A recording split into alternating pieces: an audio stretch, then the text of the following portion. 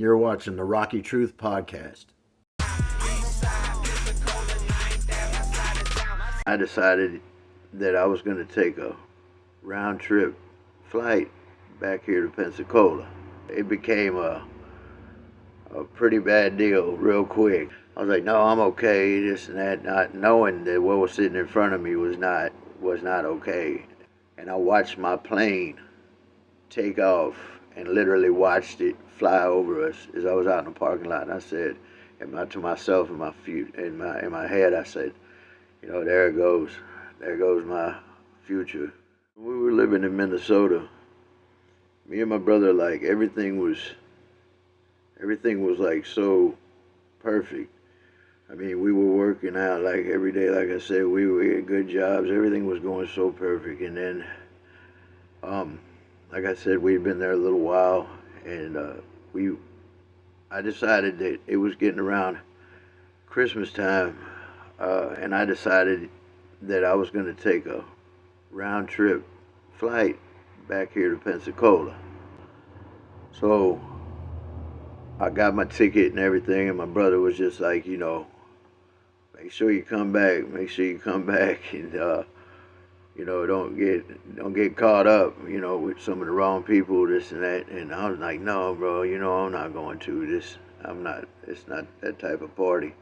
And I took my flight and arrived in Pensacola, and I was there for not even a day. I was here, and I had already peeped the game. I had already talked to some old people, and some negative opportunities, if you will, had definitely, I'd been proposed by different situations to do different things, and it was just, it became a pretty bad deal real quick. I was staying at different motels because, I'd had some money and from, working in Minnesota and whatever, and I was talking to my brother each day, and he was like, showing some worry, and I was like, no, I'm okay, this and that, not knowing that what was sitting in front of me was not okay. And so my flight was coming around that following Sunday, and I was standing in the parking lot of a trap motel with an associate of mine with about 2 ounces of dope, a pistol, and some girls that was doing some things for money.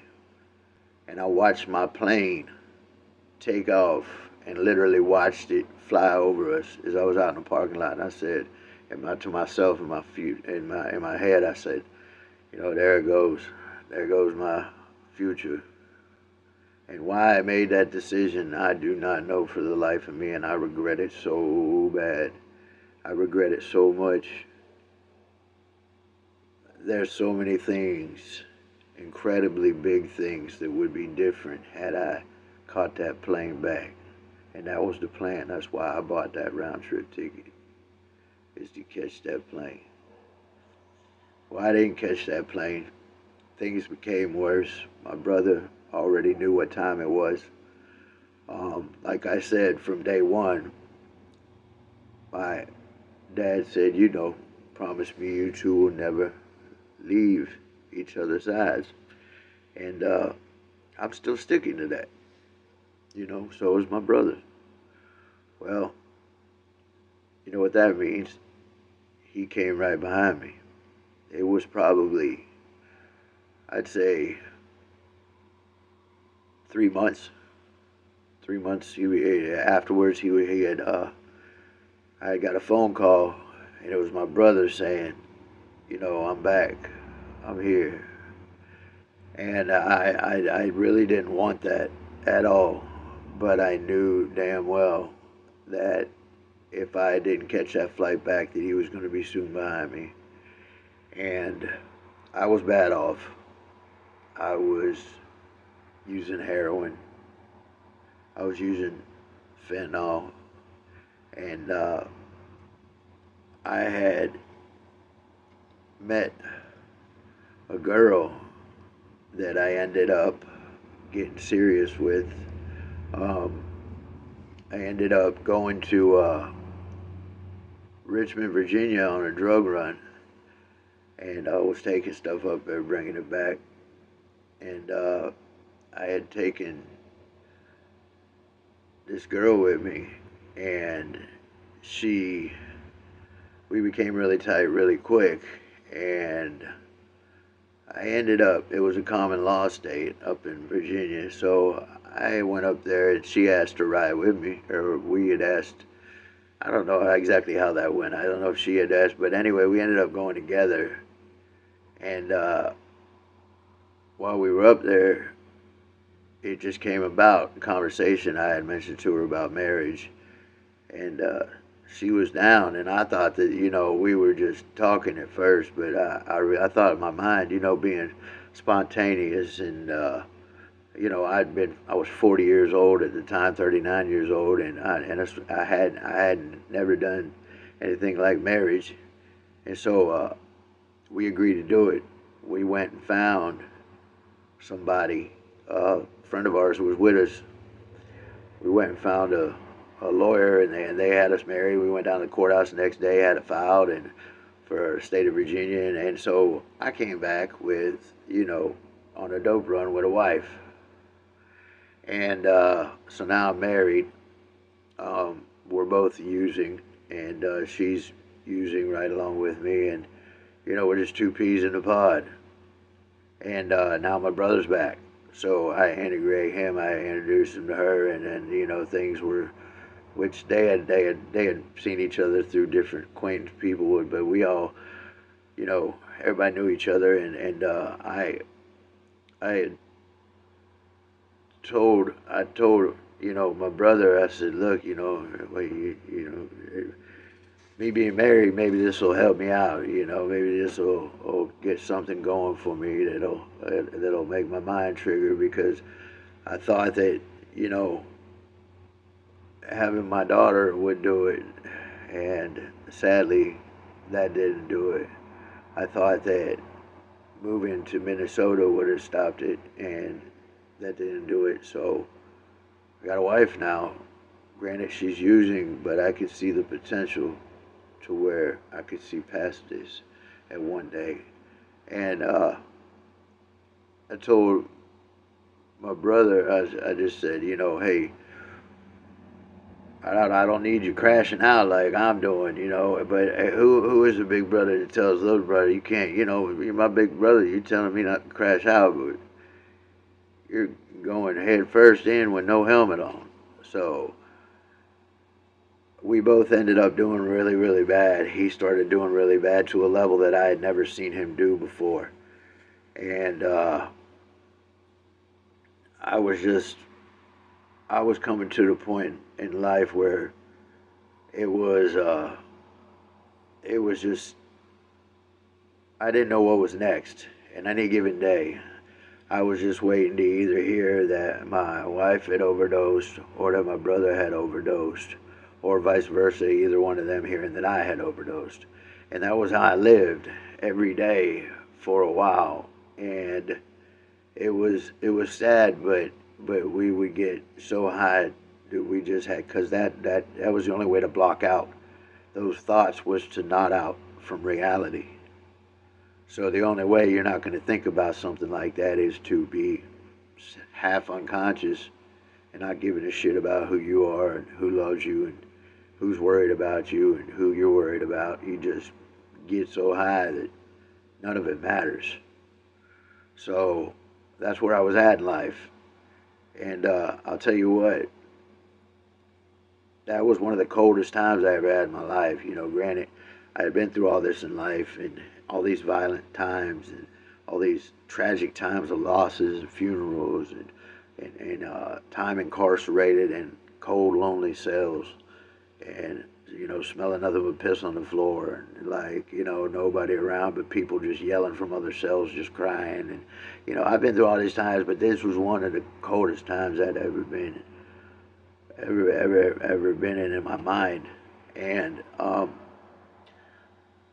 brother was somewhat hustling and doing what he was doing, and you know, there was me and my wife. We were together all the time, hopping around from motel to motel, and from where she was living, and in and out, just living for the moment, living for the high, chasing the dope.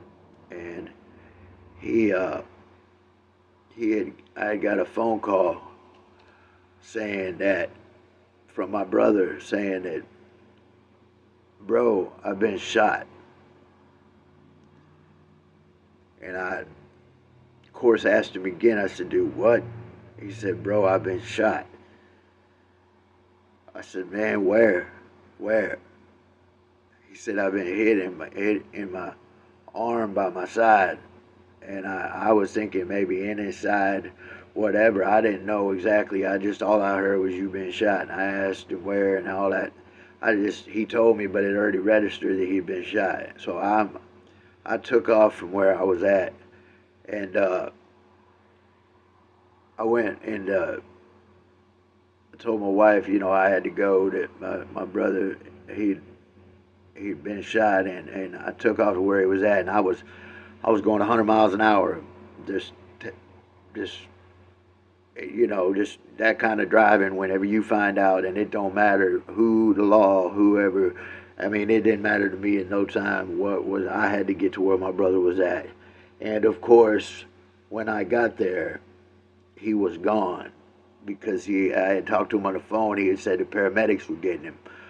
And so I'm tripping. I'm like, I'm thinking in my mind driving all the way there, this little boy that looked up to me, in the eyes and said, what do we do now when our dad died, and it was me and him in the street. I'm having all these flashbacks. I mean, it was crazy. And then when I got there, I see that there's nobody there. The door's open and there's blood everywhere. And I lost it. I went into his room and I looked and there was nothing, everything was tore up from where I guess police were at, had been there, and all this crap. And I'm just looking and I'm like, man. And so I'm looking around and I'm just trying to figure stuff out, and I see the bullet holes through the door, and I'm like, man, I gotta go to the hospital. I gotta go to the hospital now. Okay, so I go up to the hospital. I see my little brother. I go barreling in the emergency room. They're telling me to put on Vizzo tags. I'm not with it. I'm just, I'm going in. It don't matter. I'm not in the right frame of mind. So I go in there, and they had got him. They were going to take him in to fix his wounds, and they had some little marks on his side or something, but he had been shot in the arm. And so I found out he was going to be okay, and I was like, all right, bro, I love you. I was like, who did this? Who did this? I'm straight up, who did this? There ain't no ifs, ands, or buts about it, and I'm all in about you. Because remember what Dad said. I'm in, and I'm seeing tunnel vision. And he doesn't know. So he gets healed up in the hospital, this and that. And then come to find out, they had searched the house, and they broke into his safe, and they found all this dope. So now he's got a warrant out for trafficking. And I had my wife take him to over to where he was at, or they went over to Jacksonville where she was at, and he got clean, and he was getting everything right and working, and everything was. They were getting their stuff together, and I had ended up going back to jail because I was wanted, and they came, and I got put back in jail, and then I found out, and all my brother was doing was making money, but it's not like he was doing, he wasn't living bad or this and that. Yeah, he was hustling, and yeah, he might have been involved in moving some things. It wasn't legal, but like I said, he wasn't in that life. Like he wasn't in there like gun playing with nobody or nothing like that. And come to find out, you know, we had went out there messing with a couple of people that didn't even do it because we thought they did it. And I did after I got out. And come to find out, you know, it was what it was. And the person that did it had ended up being in prison for a good little while. So I figured that was the best place for him. And I so I got out, and my brother and me and my wife, they moved back to Pensacola. Or no, my wife ended up moving back to Pensacola with me. My brother was still in, they had came over to get him on, the marshals came over to get him for the trafficking warrant at his job on his, like, it was like customer appreciation day, and he was like giving out popcorn to kids and stuff, and they bum rushed him in front of everybody. And like, it broke his spirit because he was already like clean, and he had already started over. And granted, that was something he needed to take care of. But my whole deal was this, you know, wasn't nobody. He wasn't doing anything. He wasn't caught up with the law. He was making his money. He was sitting back. Well, the people had, you know, this guy came and had just, what happened was my brother had just give something to somebody he knew, and he was scoping out the place and was with the person that came to get something for my brother the whole time. And so he scoped out a place where he came back and he was trying to give my brother, and you know, he'd come back to the door, he's like, give it up. My brother's like, nah. He's like, man, my brother's trying to pull him in the door. Well, dude's got a hoodie on. Well, my brother tries to pull him in the door because he's probably gonna beat him after death.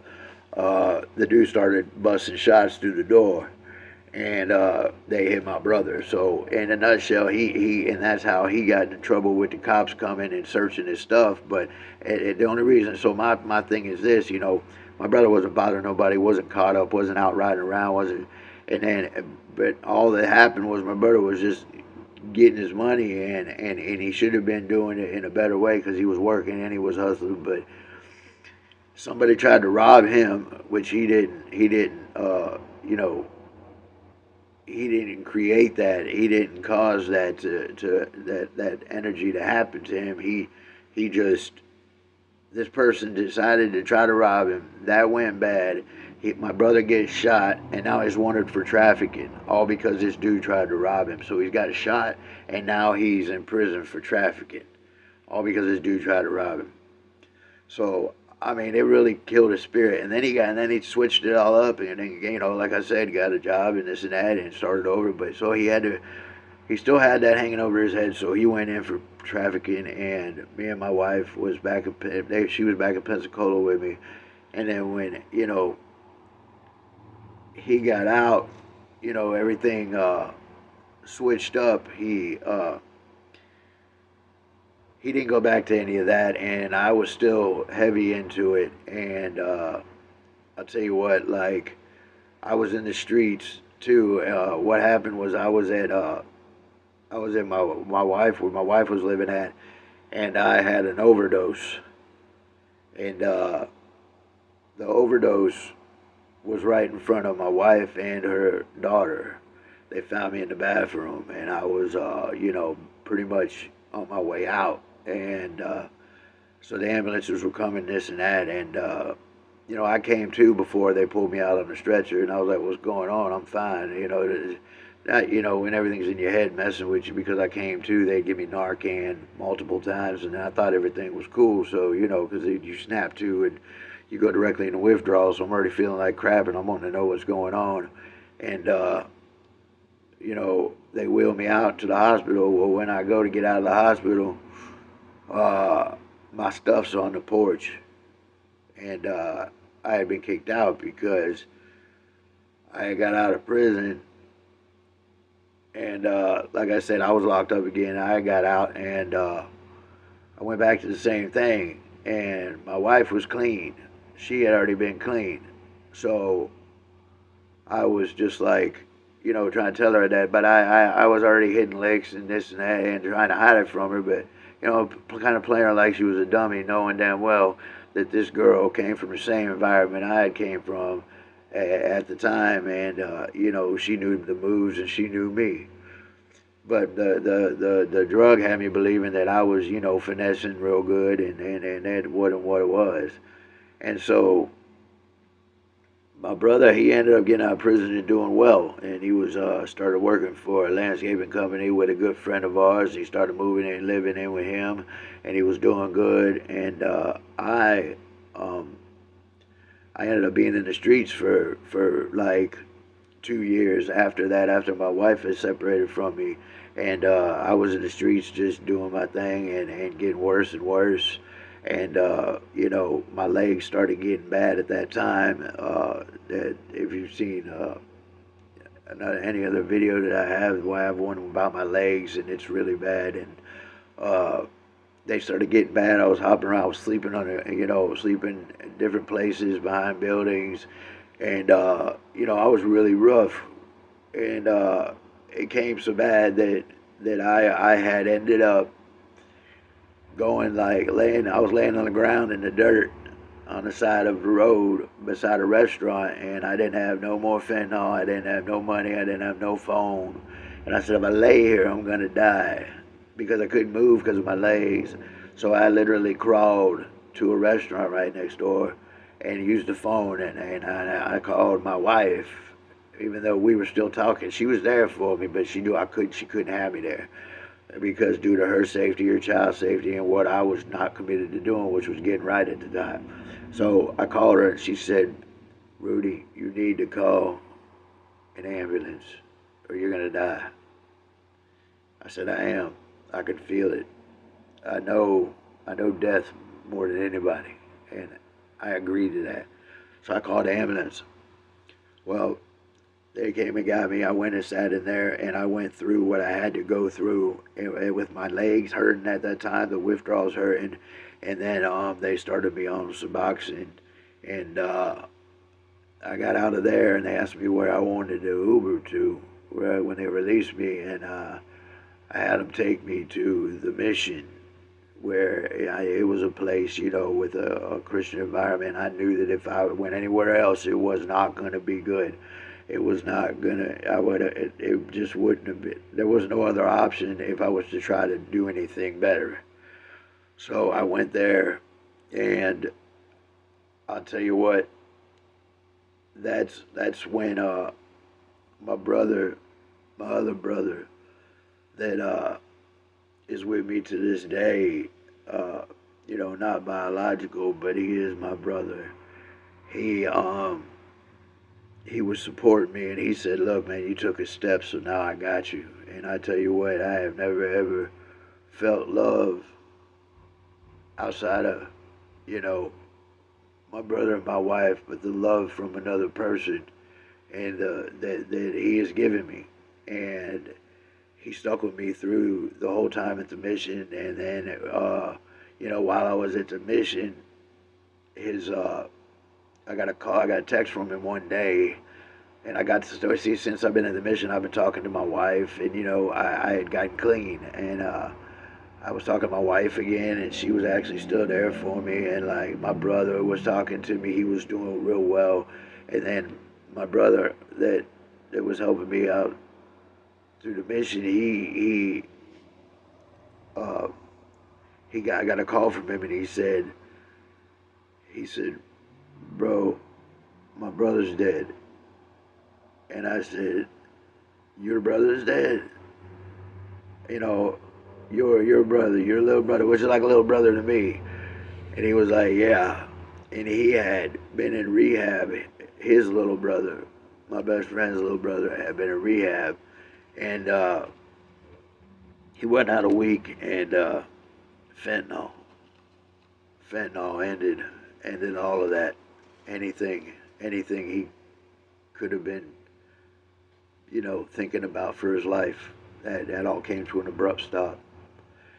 And so that rocked him, and it rocked me, and it rocked my little brother, and it rocked a lot of people. And then he came to me, and he said, hey, after this was all done, after his service and whatnot, why don't we start this nonprofit? I'm thinking in memory of my brother, and I said, yeah, and I told my brother, and it was a no-brainer. Yeah, let's do this. So we get it started. My wife's saying, "Oh, like his everybody's a go on this," and so we get it started, and we get the process started, this and that, and we find a location, and I'm still clean and at the mission, and we find a building, and then I come over, and once we get the building, you know, I come to the building, and this is where you know, this is where I'm at. Uh, Actually involved and fully supportive in it. It's 100%. Everything I do is the nonprofit now, and in the meantime, now that it's been a couple months since his brothers died, um, he comes in not long ago, uh, October 19th. He comes in at 2 in the morning with his mom, and he my best friend, and he looks at me and he says, "Show's dead. That's my little brother." And I said, "What?" I said, "My brother's clean. Like, he's not." They're like, "Rudy, we just left the hospital. He overdosed." And it was his birthday. And I didn't know. I had called him earlier and he didn't answer. And I just started crying like a little baby because that was the one that said, "Promise me." Our dad said that we promised we won't ever leave each other, and he felt like I left him, and he left me, and so now he's gone. My little brother's gone. My best friend's little brother's gone, and we're facing this. Thanks for watching the Rocky Truth Podcast.